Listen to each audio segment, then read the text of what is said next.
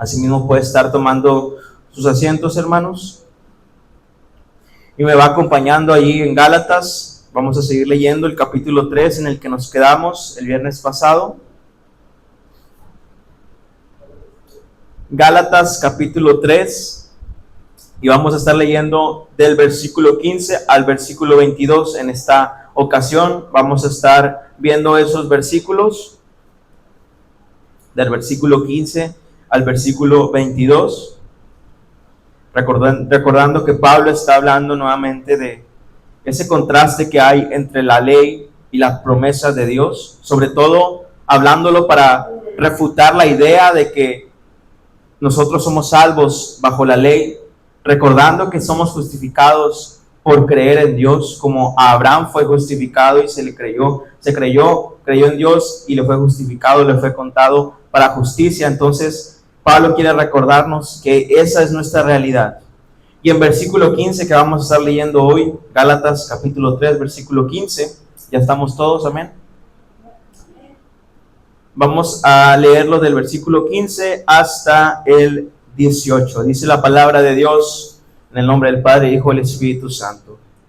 Hermanos, hablo en términos humanos. Un pacto, aunque sea de hombre, una vez ratificado, nadie lo invalida, ni le añade. Ahora bien, a Abraham fueron hechas las promesas y a su simiente. No dice ya las simientes como si hablase de muchos, sino como de uno, y a tu simiente, la cual es Cristo. Esto pues digo, el pacto previamente ratificado por Dios para con Cristo, la ley que vino 430 años después no lo abroga para invalidar la promesa. Porque si la herencia es por la ley, ya no es por la promesa, pero Dios la concedió a Abraham mediante la promesa. Hasta ahí vamos a leer hasta ahorita. El versículo 15 nos dice en manos, hablando en términos humanos. Antes de ver lo que dijo Pablo, usted se recuerda cómo Pablo habló a los Gálatas, los habló fuertemente, diciéndole Gálatas tontos. Incluso algunos pudieron sentirse ofendidos, ¿no?, con cómo Pablo les estaba hablando tan fuertemente. Pero fuera de ahí, hermanos, vemos que en Pablo nunca está ustedes ya no son mis hermanos, sino les recuerda, hermanos. Les sigue hablando de hermanos, les sigue hablando de que ellos, aunque se han equivocado, aún no están lejos de Dios, que aún hay una oportunidad para recordar y recordarles a ellos que son hermanos de Pablo. Por eso le dice hermanos, hablo en términos humanos. Me llamaba la atención como, aunque Pablo había sido fuertemente, había llevado el mensaje fuertemente a la iglesia de Galacia, aún así lo sigue considerando sus hermanos. Pero lo primero que nos muestra el versículo 15 es que un pacto no se puede cambiar o anular. Dice aquí, un pacto, aunque sea de hombre, una vez ratificado, nadie lo invalida ni le añade. ¿Por qué nosotros, hermanos, podemos tener una confianza que trasciende nuestras acciones, que trasciende aún lo que hacemos? Porque tenemos una promesa, tenemos un pacto. Pero no solamente porque tenemos un pacto, que como aquí dice Pablo, aún en términos humanos, esos pactos no se deben romper ni se les debe añadir, porque un pacto es algo que se decreta, algo que se establece y no se cambia entre dos personas o más. Entonces ese pacto que aún entre hombres no se pierde, no es cambiado, ni se le invalida, ni se le añade, dice aquí. Y nosotros tenemos tal esperanza y tal confianza porque tenemos un pacto. Y no solamente porque tenemos un pacto, sino un pacto con Dios, no un pacto con un hombre. Si dice Pablo, aún con los hombres los pactos no se pueden cambiar, cuanto más si es un pacto con Dios, si es una promesa de Dios. Entonces Pablo dice, tenemos este pacto que no se cambia, no se invalida. Y algo que podemos notar, hermanos, en las cosas que Dios hace, en todo lo que Él hace, es que Dios siempre refleja su carácter. Usted sabe que hay muchos artistas que se les conoce, aún sin saber que cierta pintura es de tal artista, ya con ver la pintura sabes de cuál artista es, porque cada artista tiene su estilo, cada artista refleja lo suyo en su obra. Y Dios, hermanos, no es diferente. El carácter del artista se refleja en su arte. El carácter de Dios se refleja en lo que Él hace. Y si un pacto lo hace y dice que no se va a cambiar, no se va a cambiar. Un pacto es inmutable, o sea que no se cambia. Si usted recuerda, es uno de los principios, uno de los los atributos de Dios que vimos el domingo en la mañana en la escuela dominical, que Dios es inmutable. El pacto y sus promesas son inmutables, que significa que no cambian. Dios prometió bendecir a Abraham y a su simiente, y así lo hizo, y lo seguirá haciendo. Podemos confiar que lo que Dios promete no va a cambiar. Como dice en Malaquías 3:6, si quieren no vaya, yo se lo digo. Malaquías 3:6 dice, porque yo Jehová no cambio. Por esto, hijos de Jacob, no habéis sido consumidos. Esa es una realidad, que Dios no cambia. Dios es el mismo ayer, hoy y mañana será el mismo. Entonces lo vemos en ese pacto que dio a Abraham y que dio a su simiente, que es Cristo. Dice más adelante, vamos a leer versículo 16. Ahora bien, a Abraham fueron hechas las promesas y a su simiente. Pero dice algo, no dice ya las simientes como si hablase de muchos, sino como de uno, y a tu simiente, la cual es Cristo. Las promesas fueron hechas a Abraham y a su simiente, Cristo. Simiente se refiere a Jesucristo, que era el más grande de todos los descendientes de Abraham. Amén. Entonces, por medio de Cristo iba a bendecir a todos los que eran hijos de Abraham, a toda la descendencia de Abraham. Pero dice Pablo aquí, recalca y dice, fíjense que no dice sus simientes como se hablase de muchos, sino a una, que es Cristo. Porque por medio de Cristo nosotros es que podemos creer en Dios, que podemos ser salvos. Amén. Y por medio de esa promesa, por medio de Cristo, de la simiente de Abraham, es que podemos también ser bendecidos y recibir esa promesa, hermano. Por eso dice, no dice a sus simientes como si cada hijo que tuviera Abraham iba a tener bendición, sino a su simiente que era Cristo. A eso se refería.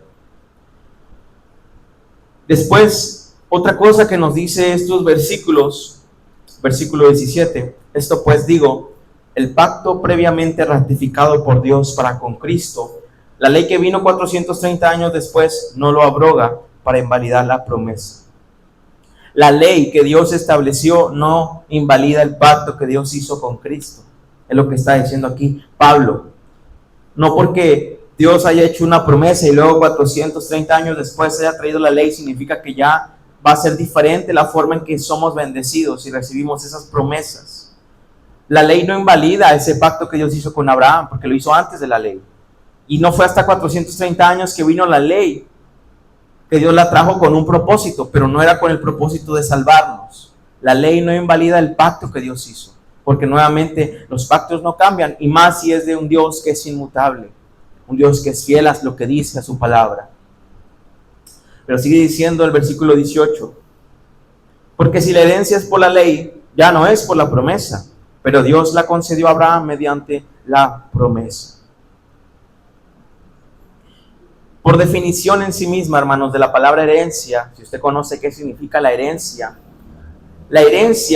sería contradictorio decir que recibimos esa herencia por obediencia, porque una herencia es algo que es otorgado, es algo que es regalado, es algo que es pasado, no algo por lo cual se trabaja y se gana.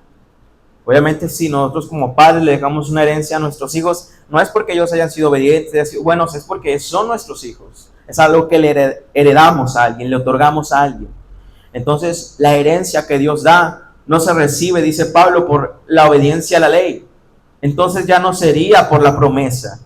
Dios la concedió a Abraham mediante la promesa. Como dice en Romanos 4:14, vamos a ir ahí rápidamente. Romanos 4:14. Cuando lo encuentren me indica con un amén.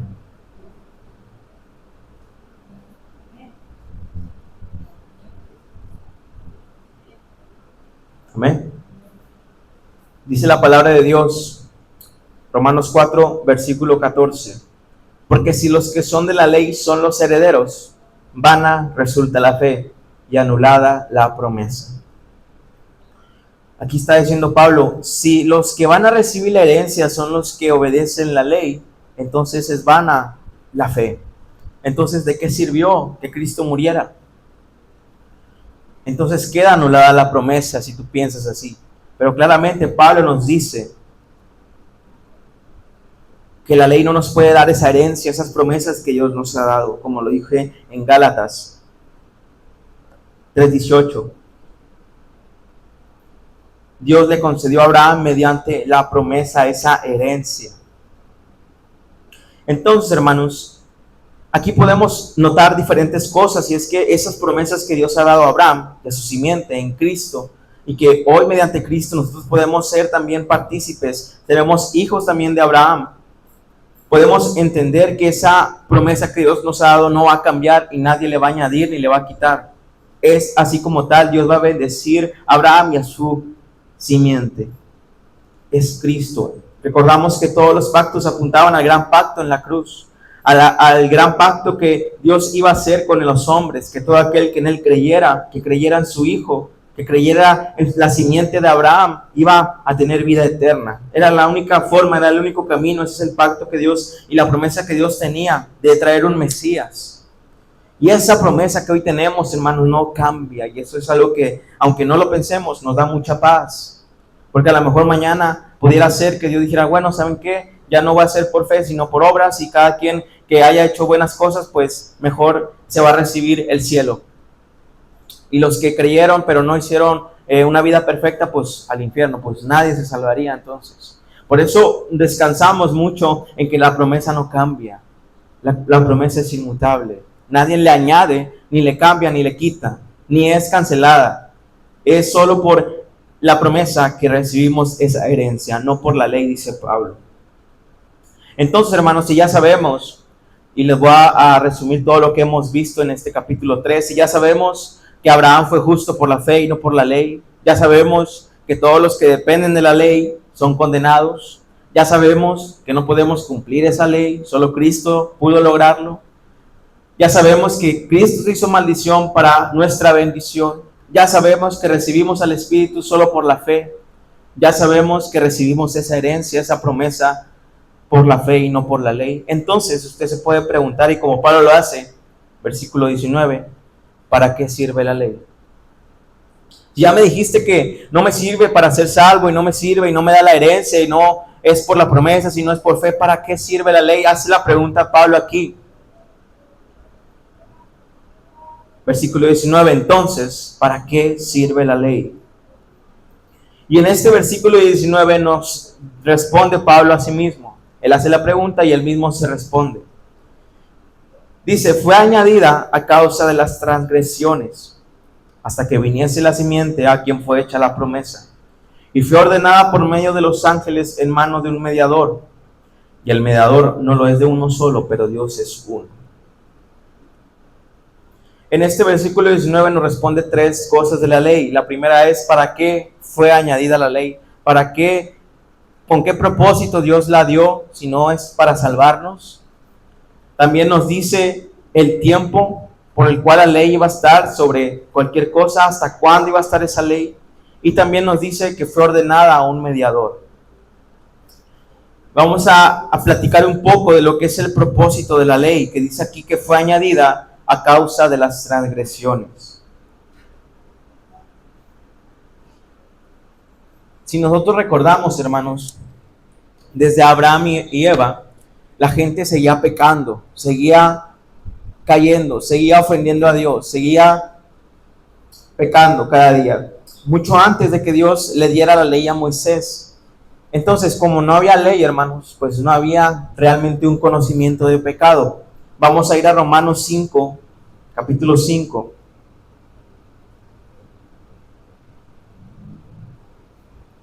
Versículo 13.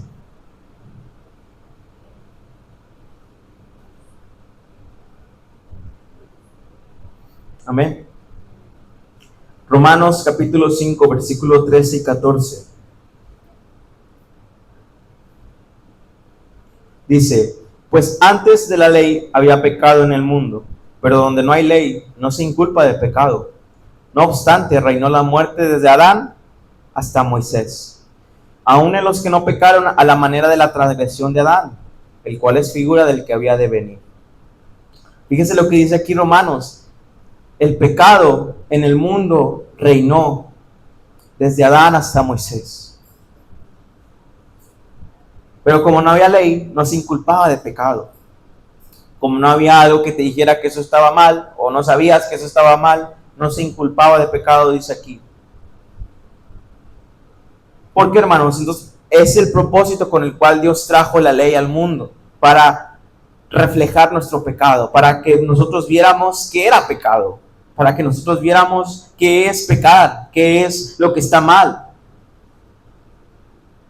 Si yo voy en mi carro y llego a una cuadra en la cual no hay un alto que me diga que me tenga que detener, pues yo no me voy a detener, me voy a pasar directo. Pero si en esa cuadra hay un alto, ya sé que ahí tengo que pararme. Asimismo, si yo no sé qué es el pecado, entonces, ¿cómo sé que estoy pecando? ¿Cómo sé que eso está mal? ¿Cómo sé que pasarme ese lugar está mal? ¿Cómo sé que ir en ese exceso de velocidad está mal? Si no hay algo que me lo diga. Entonces Dios trajo la ley al mundo para que ellos vieran qué era el pecado, para que ellos vieran cuál era la santidad de Dios, que vieran su carácter. La ley, hermanos, es una luz que revela con claridad en la oscuridad del ser humano, que nos refleja. Imagínense que usted está aquí en este lugar, cuando se apaga todo no se ve nada. Si usted intenta caminar, se va a ir tropezando con la silla, con la banca. Entonces lo que hace la ley es esa luz que te alumbra todos los obstáculos que hay. La ley te alumbra todo el pecado que hay. Esto es robar, esto es mentir, esto es hurtar, esto es tener envidia, esto es avaricia. La ley es esa luz que te refleja todos los obstáculos que tiene el hombre. La ley también es como un microscopio que nos muestra cuán contaminados estamos. Usted puede limpiar su casa y quedó limpiecita. Pero si usted con un microscopio se fija en cualquier parte, va a ver cuán sucia está. Tiene millones y millones de bacterias, porque a través del microscopio pues ves todo lo que hay. Entonces, la ley es ese microscopio que nos muestra cuán contaminados estamos. A lo mejor lo que yo creía que estaba más o menos limpio, estaba muy limpio, en realidad bajo un microscopio puedo ver que no es así. Bajo la ley puedo mostrar que mi pecado realmente es malo. Hay una mentirilla que es, pues voy a quitarle esto, voy a robar esto, acabó, ni lo ocupan. Es un pelo que le quitas a un gato. Y a veces normalizamos el pecado porque creemos que es algo chiquito. Pero cuando nosotros conocemos la ley nos muestra cuán pecaminoso es nuestro pecado. Cuán pecaminoso es nuestro pecado, porque no hay algo más malo que el pecado. Y no solo es un pecado pequeñito a los ojos de la ley, sino que es un gran pecado. Y vemos cuán contaminados estamos. La ley es ese microscopio, es esa luz que nos muestra y nos refleja nuestra oscuridad. Por eso cuando hace 2 viernes que le citaba a Jonathan, que decía, incluso cuando estoy orando yo peco, incluso cuando me arrepiento mal, y tengo que arrepentirme de mi arrepentimiento. Me arrepiento de algo así y realmente lo que hice fue así, entonces tengo que arrepentirme de haberme arrepentido mal. Cuando oro lo hago mal, cuando predico lo hago mal, dice Jonathan Edwards, porque el pecado está en mí. Y trasciende más allá de lo que incluso pueda saber y notar. Y en la ley vemos eso, hermanos. Algo que tal vez era normalizado de, si me la haces, me la pagas. Vino Dios y nos mostró que no hay que ser así, que no es así, que eso es pecaminoso. Y Pablo luchó con esto más adelante, ahí donde estábamos, ahora en el capítulo 7. En el capítulo 7 de Romanos, me indica cuando esté ahí.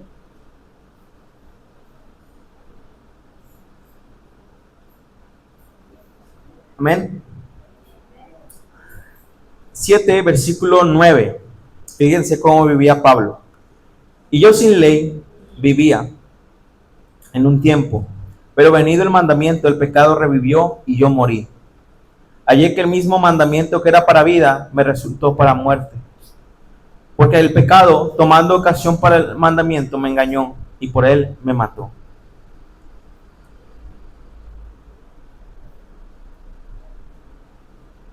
Dice Pablo, yo vivía sin conocimiento de la ley. Yo no sabía qué era la ley. No sabía que era malo. Pero cuando la aprendí, el pecado, dice, cobró vida. Cuando supe lo que estaba mal, dice, también sentí el deseo de hacerlo. Cuando le dices a un niño, no vayas ahí, es lo primero que va a tener ganas de hacer. No brinques en el sillón, se va a subir al Señor a brincar. Pero no porque lo que usted haya dicho esté mal y lo haya endemoniado al niño, sino porque en el humano está el pecado. Dice Pablo, yo vivía sin conocimiento de la ley. No quiere decir que él vivía perfectamente, sino que él vivía desconociendo que hacía lo malo. Dice, venido el mandamiento del pecado, revivió y yo morí. Entonces, lo que se supone que traía vida, porque la ley, si la obedeces perfectamente, pues trae vida, pero nadie puede hacerlo. Realmente me recordó y me hizo ver que estaba muerto espiritualmente. Yo morí, dice. A mí me resultó para muerte. Y el pecado me engañó. Y por él me mató. Me hizo pensar que yo estaba bien. Me hizo pensar que no estaba tan grande mi pecado. Nosotros normalmente cuando hacemos algo malo y no pasa nada, pues hay personas que hacen peores cosas. Yo sí voy a la iglesia, yo sí voy los viernes, yo sí voy los domingos, yo me sé todos los cantos, yo leo la Biblia, yo oro. Y cuando pecamos decimos, bueno, pues lo ponemos en una balanza como, bueno, hago más bien que mal y disminuimos nuestro pecado. Pero a la luz de la palabra de Dios y de la ley podemos ver que ese pecado, Dios lo odia. Dios odia el pecado de nosotros. Dios aborrece, dice la palabra, el pecado. Entonces, hermanos, dice que Pablo, el pecado lo engañó y me hizo pensar que yo estaba bien, pero al conocer la ley vi que estaba realmente muerto, no estaba bien. Cuando conocí lo que Dios decía que era santo y vi mi vida y vi lo que hacía, vi que me enojaba fácilmente, vi que decía mentiras, que hablaba chismes, que hacía las cosas buenas pero con otra intención, con otro deseo, solamente para que me vieran. Entonces vi que el pecado realmente estaba en mi vida y cuán pecaminoso era mi pecado. Y al notar esa insuficiencia que la ley me mostró de lo que era santo y lo que era yo, eso nos permite correr hacia los pies de Cristo. Y con ese propósito Dios ha traído la ley al mundo, dice Pablo.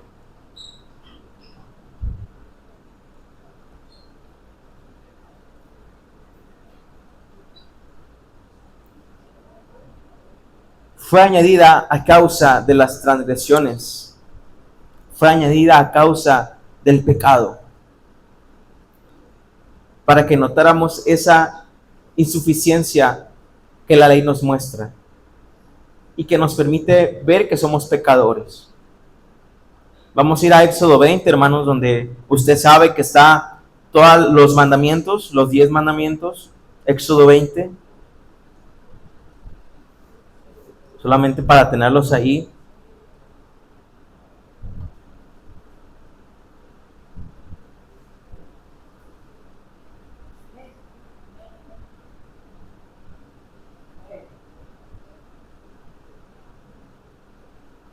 Amén. Podemos notar el primero de los mandamientos dice, no tendrás a dioses ajenos. El segundo, versículo 4, no te harás imagen ni ninguna, es el mismo, no te harás imagen ni ninguna semejanza. No te inclinarás a ellas, no las honrarás.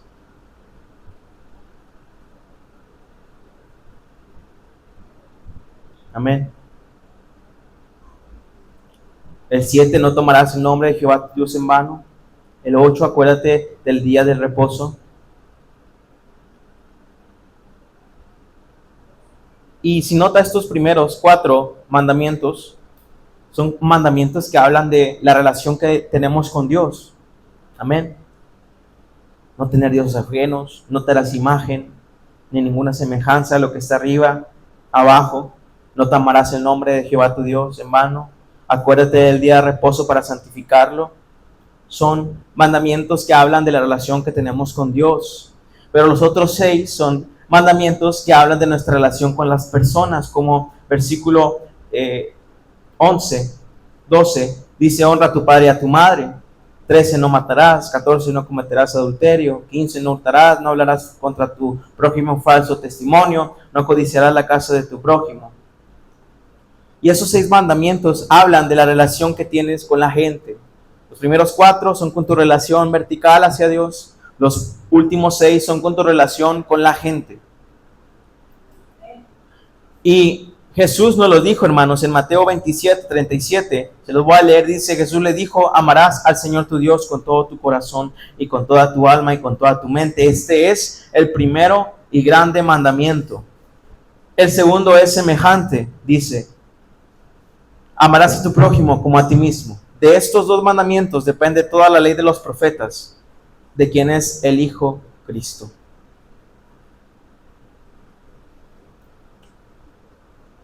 Entonces, hermanos, si conocemos eso, vemos que dice Jesús: amarás al Señor tu Dios, que son los 4 de esos 10, y los otros 6, amarás a tu prójimo como a ti mismo. Primero está el más grande de ellos, que es el amar a Dios, y el segundo es amar a tu prójimo. ¿Por qué el primero es amar a Dios? Porque ese es el que permite que todo lo demás surja. Dice C.S. Lewis: cuando yo aprenda a amar a Dios más que a lo más apreciado de mi vida, yo podré amar lo más preciado de mi vida más de lo que lo amo ahora. Cuando las primeras cosas son colocadas en primer lugar, las cosas segundas no desaparecen, sino que son aumentadas. Entonces, ¿qué quiere decir con esto? Que si yo pienso que mi hijo es lo que más amo en esta vida, mi hijo, mi pequeño, es lo que más aprecio en mi vida, y mi amor por él está aquí, pero si yo pongo el amor de Dios acá, el amor por mi hijo no desaparece, sino que se aumenta. Porque solamente, hermanos, amando a Dios es que podemos conocer el verdadero amor. Solamente conociendo a Dios y amando y cumpliendo este primer mandamiento, dice Jesús, que es el primero de todos. Primero amando a Dios más que todas las cosas, después puedo amar a mi prójimo. Es por eso que es primero amar a Dios, primero poner a Dios sobre todas las cosas, porque así es que podemos amar más, a cómo aprender a amar a nuestra esposa, a nuestro esposo. La palabra nos enseña, Dios nos enseña a amar, pero primero hay que poner a Dios. Por eso primero es el primer mandamiento: ama a tu Dios, luego ama al prójimo. Y esas son la ley, hermanos, que nosotros conocemos: amar a Dios y amar al prójimo. Esa ley que nos muestra el pecado que hay en nosotros, esa ley que nos muestra cuán sucios estamos y cuánto necesitamos de Dios. La segunda cosa que nos enseña el versículo 19 de capítulo 3 de Gálatas es hasta cuándo la ley, hasta cuándo estábamos bajo la ley. Pablo dice: ya no estamos bajo la ley que nos condena, sino bajo la gracia. Y cuando decimos esto no quiere decir que tenemos una libertad para pecar, como lo hemos visto en Romanos. Porque la gracia nos da la libertad no para pecar, sino para no vivir esclavizados del pecado. Nos da la libertad de que ya no nos condena la ley, sino que creemos en Cristo, quien nos salva, quien nos justifica, quien nos santifica.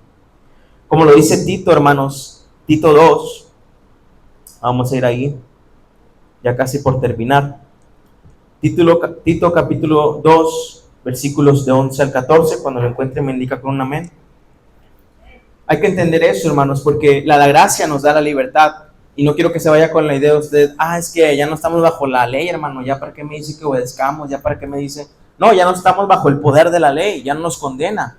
Pero la gracia nos da la libertad no de pecar, sino de no ser esclavos de nuestro pecado. Mediante la gracia es que recibimos al Espíritu, que nos permite ahora sí obedecer la ley.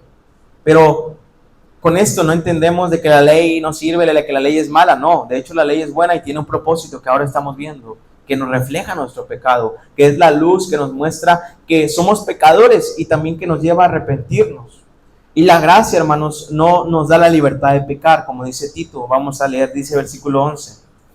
Porque la gracia de Dios se ha manifestado para salvación a todos los hombres. Ok, eso entendemos. Pero sigue diciendo, enseñándonos que, renunciando a la impiedad y a los deseos mundanos, vivamos en este siglo sobria, justa y piadosamente, dice. Aguardando la esperanza bienaventurada y la manifestación gloriosa de nuestro gran Dios y Salvador Jesucristo, que enseñó a sí mismo por nosotros, para redimirnos de toda iniquidad y purificar para sí un pueblo propio, celoso ¿de qué, hermanos? Celoso de buenas obras. Es tan claro lo que hace la gracia. Es tan claro que si estamos bajo la gracia no es que tenemos libertad de pecar. libertad de violar los mandamientos. Aquí es claro, y si usted algún día alguien le dice, no hermano, no tiene que obedecer, recuérdale esto, que la gracia enseña, dice, que renunciemos a la impiedad. La gracia enseña que renunciemos a los deseos mundanos, que vivamos en este siglo sobria, justa y piadosamente. Sobrios, estando atentos, estando pensando, justa, que recordando la verdad de Dios que es justa y piadosamente, como la palabra nos manda.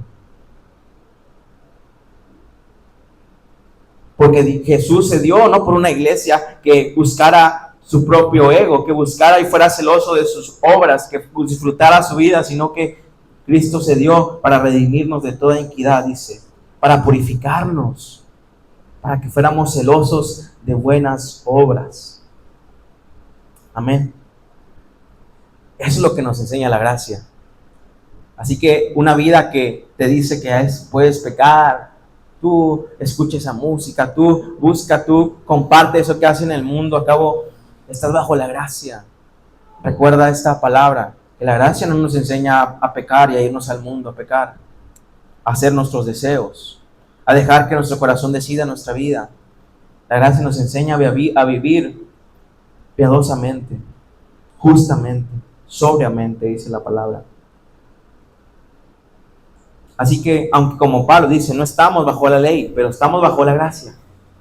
La gracia que no nos condena, sino que nos da gracia, sino que nos permite ahora sí obedecer la ley, ahora sí ser santos, pero no por nuestras propias obras, sino por lo que hizo Jesús y por su Espíritu que nos santifica cada día. La otra tercera cosa que nos hace en el versículo 19, que hace Pablo y que responde la ley, es que esta fue ordenada por medio de ángeles en mano de un mediador, a diferencia de lo que fue la gracia, hermanos. Porque la ley sabemos que fue dada por medio de Moisés a el pueblo, pero la gracia no fue así. La gracia fue dada de Dios directamente con Abraham. Por eso dice, el mediador no lo es de uno solo, pero Dios es uno. Mediante Dios le dio la gracia a Abraham, una promesa de que por su simiente iban a ser bendecidas todas las naciones. Y así fue, por medio de la simiente que es Cristo, fuimos bendecidos. Amén. Pero sigue diciendo versículo 21, luego la ley es contraria a las promesas de Dios. La segunda pregunta que hace aquí, la primera fue, ¿para qué sirve la ley? Bueno, sirve para demostrarnos nuestro pecado, para mostrarnos cuán pecadores somos, para reflejarnos el carácter de Dios, para reflejarnos, después de haber sido salvos, el carácter que debemos tener de un verdadero cristiano que agrada a Dios. Para eso sirve la ley. Ahora la segunda pregunta que hace Pablo, entonces, ¿la ley es contraria a las promesas de Dios? Lo que Dios nos ha prometido no coincide con la ley. ¿La ley ya no sirve? No, en ninguna manera se responde el mismo Pablo. ¿La ley es contraria a las promesas? No, porque ya lo vimos, las dos tienen un propósito. A lo mejor no somos salvos por la ley, pero la ley nos conduce a ser salvos, porque la ley es la que nos hace ver nuestro pecado, es la que nos hace ver que necesitamos de Dios, que no podemos salvarnos, que es lo que Jesús le dijo al joven rico. El joven rico dijo, no, Señor, yo ya cumplo todo lo que la ley ha mandado. A ver, vamos a ver si es cierto. Vende todo lo que tienes y sígueme. Entonces, ¿qué dice la palabra? Que el joven se entristeció. Realmente no había cumplido la ley, porque la ley nos dice que no hay que tener avaricia, no hay que tenerle amor al dinero. Entonces, realmente lo que Jesús demostró ahí es que no podemos ser salvos obedeciendo la ley. No podemos ser salvos. Entonces no es para salvación, sino con un propósito de mostrarnos ese pecado. Dice la palabra, si la ley pudiera darnos vida, podríamos ser justos obedeciéndola. Pero la palabra no nos dice que somos prisioneros del pecado. La ley, dice el versículo 21, es contraria a las promesas de Dios en ninguna manera. Porque si la ley pudiera vivificar, la justicia verdaderamente fuera por ley. Mas la Escritura dice, versículo 22, lo encerró todo bajo pecado. Somos prisioneros del pecado. Imagínense que todos los humanos estamos en una misma jaula. Estamos prisioneros del pecado, nacimos en pecado, fuimos concebidos en pecado, todos somos prisioneros del pecado. Y todos estamos en esa misma jaula sin la posibilidad de salir. Nadie puede ser perfecto, nadie puede ser santo por sus propias obras. Pero Cristo es el único que tiene la llave de esa jaula. Y en el momento que reconocemos que somos prisioneros, que reconocemos nuestra falta de posibilidad de salir por nuestras propias obras, en el momento en el que nosotros reconocemos eso, es que podemos salir de esa jaula. Pero aún así, hermanos, el pecado sigue ahí. Es que cuando nosotros nacemos de nuevo, la fuerza del pecado disminuye porque ya no somos condenados por nuestros pecados, porque creemos en Cristo. Pero el pecado sigue ahí y aún tiene poder sobre nuestras acciones, porque yo no conozco a alguien que me haya dicho, no, yo desde que nací de nuevo y que entregué mi vida a Cristo, ya nunca he pecado. ¿Por qué, hermano? Porque realmente el pecado no se va, el pecado está en nosotros. El pecado aún tiene poder. Es por eso que cuando nosotros entregamos nuestra vida a Jesús y el día que usted vino y decidió seguir a Cristo, no dejó de pecar al día siguiente.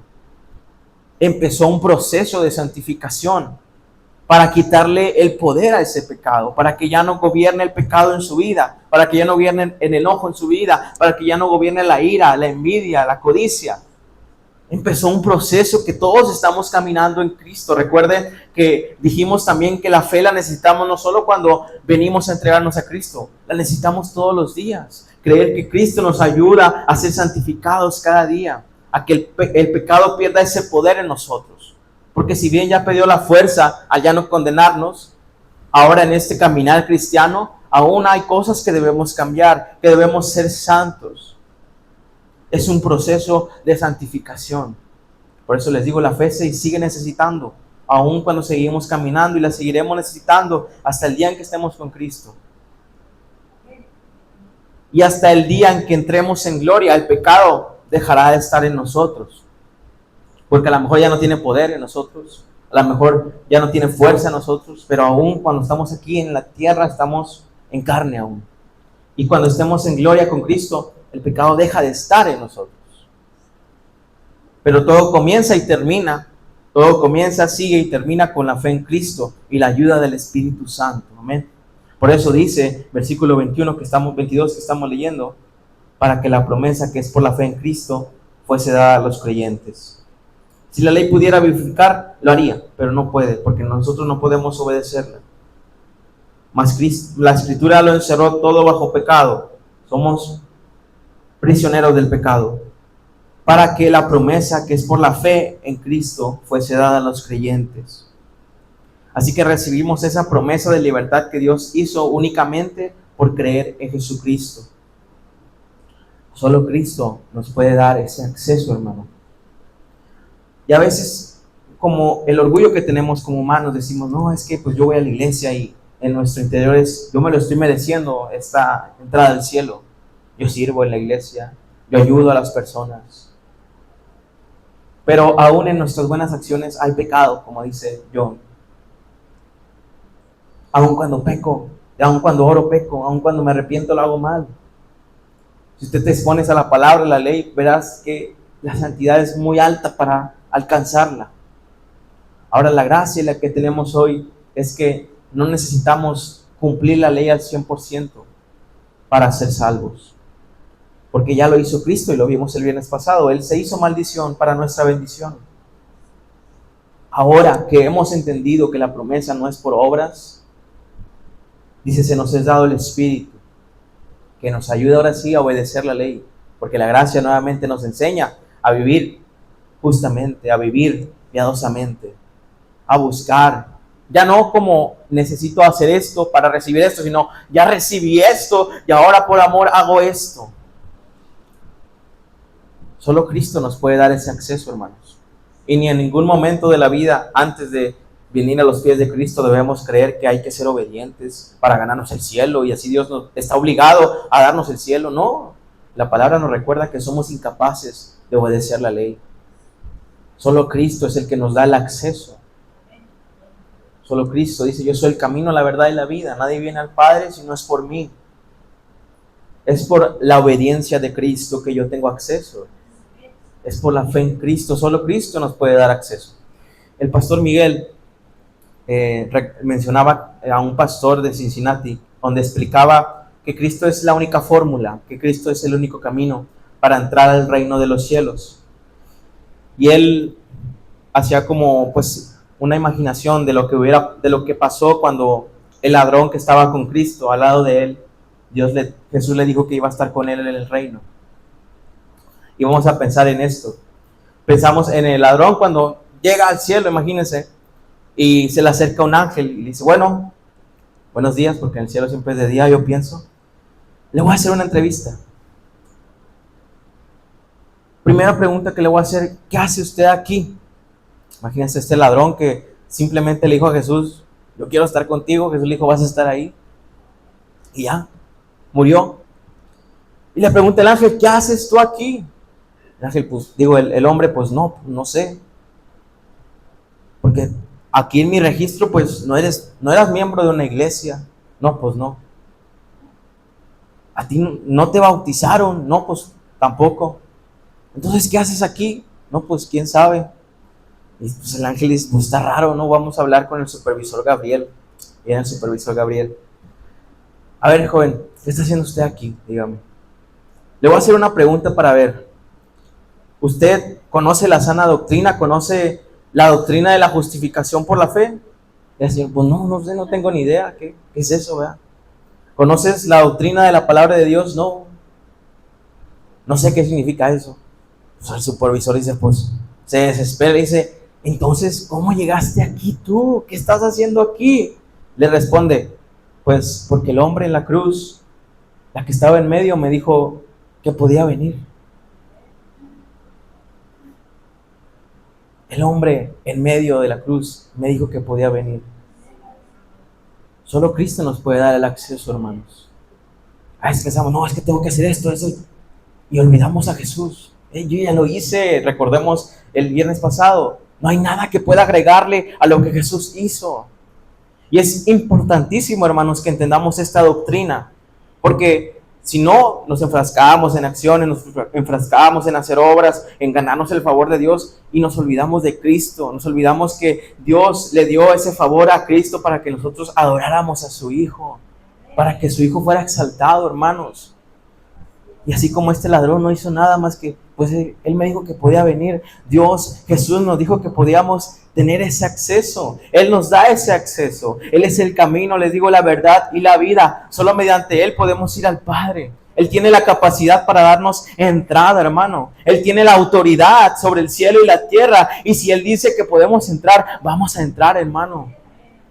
Nada nos va a descalificar, porque Jesús fue calificado. Y dice: todo aquel que en Él cree no se va a perder, va a tener vida eterna. Así que si el Hijo lo dice, así como ese hombre, pues Jesús dijo que yo podía entrar. Y si puedo entrar, es porque Él lo dice. Y resumiendo, hermanos, la ley es nuestro espejo. Usted se ve al espejo en la mañana, pues no nos vemos tan hermosos, ¿verdad? Nos vemos a todos lados los pelos. La ley nos demuestra ese espejo que esos pelos no te los puedes acomodar. Así eres. La ley es así. Ese pecado ni lo puedes, ni con gel. La ley es ese espejo que nos refleja lo que somos. La ley es ese microscopio que nos muestra claramente el nivel de corrupción en nuestros corazones. Cuando yo creía que matar a alguien literalmente solo significaba matar a alguien, Jesús viene y me dice: bueno, desde que te enojas, ya lo mataste y ya eres culpable. Ah, caray. Es mucho más allá de lo que pensé. Es ese microscopio que entre más le damos vuelta, ay, ya no quieres ver, ya no quieres leer más, ya no quieres venir los viernes, ya no quieres ver. Es que allá cada vez que voy me tiran piedras. Pues es que es la palabra que te está reflejando el pecado que hay en ti. Y hermanos, lo hermoso de la ley no es que Dios la hace para, mira lo pecador que eres. No lo hace con la intención de condenarnos y hundirnos más y Pobre de mí que soy un pecador y que no tengo remedio. No, ahí está la cruz, hijo. Es por eso que necesitas a mi Hijo, a Jesús. Lo hace con la intención de levantarnos, de limpiarnos, de ver, mira, así estás, pero puedes estar limpio. Pero te he dado este camino para que estés limpio y más cerca de mí. Estás lejos de mí, muy lejos de mí. Odio lo que haces, odio el pecado, aborrezco el pecado. Y tú eres así de pecador. Pero mira, aquí está el acceso. Aquí está la llave de esa jaula. Para tener más cercanía, más intimidad, para tener bendiciones. La ley es la luz que ilumina esas áreas oscuras donde no podemos ver el pecado. Entre más tú conoces de la Biblia, conoces lo más pecador que eres. La ley es un reflejo del carácter de Dios. La ley refleja cómo es Dios y cómo quiere que sean sus hijos. La ley fue dada como una demostración del amor de Dios, porque también nos muestra los límites que no debo violar, porque de aquí para allá hay condenación, hay consecuencias, y de aquí para acá estoy seguro en Dios. La ley significa Torah, significa maestro, un maestro que nos enseña acerca de Dios y a cómo caminar con Dios en un mundo caído. Así que, hermanos, en esta hora los invito a que nos pongamos de pie para agradecerle al Señor que nos refleja esta verdad, nos recuerda que la ley está ahí para reflejarnos cuán pecadores somos, pero no termina ahí. Como Pablo, ya no estamos bajo la ley, estamos bajo la gracia. Y las promesas que ha hecho mediante la simiente de Abraham, de que iban a ser bendecidas todas las generaciones, creemos que ya ha pasado. Creemos que ya tenemos ese acceso. Y como ese ladrón, quizás no soy el cristiano más perfecto de todos, pero si creo en Cristo y eso fue lo que creí en mi vida, puedo entrar, puedo estar en ese lugar. Vamos a orar. Señor Padre, te doy gracias. Primero que nada porque tu amor está con nosotros, Señor. Porque todo lo que haces refleja tu carácter, Señor, y refleja lo hermoso que tú eres, refleja tu inmutabilidad, tu santidad, tu justicia, Señor. La obra en la cruz, Señor, es ese acto de amor que has dado, ese acto de justicia, de ira más grande, Señor, que hemos visto. Y, Señor, gracias por traernos esta luz al recordar que tu palabra nos muestra ese pecado que hay en nosotros. Pero no con esa finalidad, no con ese fin, sino solamente para recordar cuánto necesitamos de Cristo, para recordar que necesitamos de Él. Recordar que es insuficiente lo que mi esfuerzo pueda llegar a hacer, porque la ley tiene que cumplirse al 100% y yo claramente la he violado muchas veces, Señor, de la cual estoy arrepentido. Pero al ver mi insuficiencia, Señor, al ver que estoy en una jaula, Señor, encerrado, al que soy prisionero de este pecado, Señor, algo me llama a correr hacia tus pies, Señor, a los pies de Cristo. Es el único socorro, es el único refugio que tengo hoy, Señor, los pies de mi Señor. Me dio su vida por mí. Es el único camino que veo que hay, Señor. No hay otro camino que me permita llegar a ti, Señor, más que el que tú has establecido. Ese pacto, esas promesas que has dado desde Abraham y que hasta el día de hoy por la simiente que es Cristo nos han alcanzado, Señor. Esa es nuestra confianza.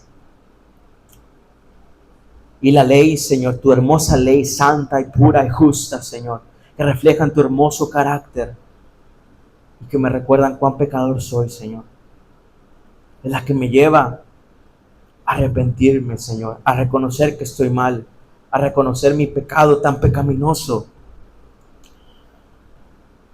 Tú me has revelado eso, Señor, y te ruego que me lo sigas revelando. Que aún en las buenas acciones, como Jonathan, Señor, aún cuando oro, peco, aún cuando me arrepiento, lo hago mal, aún cuando estoy haciendo algo aparentemente bueno, viene acompañado de cosas malas. No hay nada bueno en mí. Mi justicia son trapos sucios. Pero si hoy puedo estar de pie, Señor, no es porque sea alguien bueno, no porque haya algo bueno en mí, sino porque alguien murió por mí. Porque alguien me dijo que podía entrar a tu reino. Porque alguien llevó el pago de mis pecados en esa cruz. Alguien se hizo maldición para mi bendición. Y por eso es que quiero vivir cada día para adorar a mi Cristo. orar a mi Señor, mi Salvador, mi refugio, mi roca fuerte. No quiero desperdiciar mi vida, Señor, en otras cosas, que no sea adorándote, que no sea exaltando tu nombre, que no sea viviendo para tu gloria, porque la gracia nos enseña a vivir sobria, piadosa y justamente, Señor. La gracia nos enseña a amar a Cristo, y porque lo amamos, dice tu palabra, aquellos que me aman obedecen mis mandamientos. Nosotros queremos seguir la ley, no porque la ley nos vaya a dar algo, Señor, sino porque ya tenemos ese algo en Cristo, porque por gracia tú diste la promesa, y la promesa está aquí hoy, Señor, la cual hoy es nuestra fe, está cimentada en que nada nos va a quitar ni nos va a separar de ese grande amor, Señor, que es en Cristo Jesús. Y por eso es que somos impulsados a obedecerte, impulsados a querer ser santos, impulsados, Señor, a vivir para tu honra, para tu gloria, Señor. No estamos buscando nada con esto más que tu agrado, porque tú ya nos has dado todo lo más valioso que tenías, que es tu Hijo, que es la herencia. Una herencia sin un mediador, Señor. Una herencia incondicional, porque no hicimos nada para merecerla. Una herencia inmutable, porque no se cambiará, porque las promesas están firmes cuando nuestro Dios es firme y fiel. Gracias te doy, Señor. Ayúdanos a entender cada día más esto, Señor. Esa gracia que hoy tenemos, la ley, Señor, que hoy tenemos, el propósito con el cual la trajiste. Ayúdanos a cada día a ver más tu carácter, a conocer más de ti, a vivir para ti, y recordar que tu Espíritu, el Espíritu de tu Hijo, está con nosotros, viviendo con nosotros, Señor, para ayudarnos a seguir esa ley por amor, Señor. Gracias te doy, Padre, y te lo pido por cada uno de mis hermanos que están aquí o que quizás vayan a escuchar esto, Señor. Te pido que impactes en sus vidas y que les recuerdes cuál es la gracia que hoy tenemos, cuál es el grande amor que hoy tenemos, Señor. Te lo pido en el nombre de tu Hijo amado Jesucristo. Te doy gracias. Amén y amén. Gloria a Dios.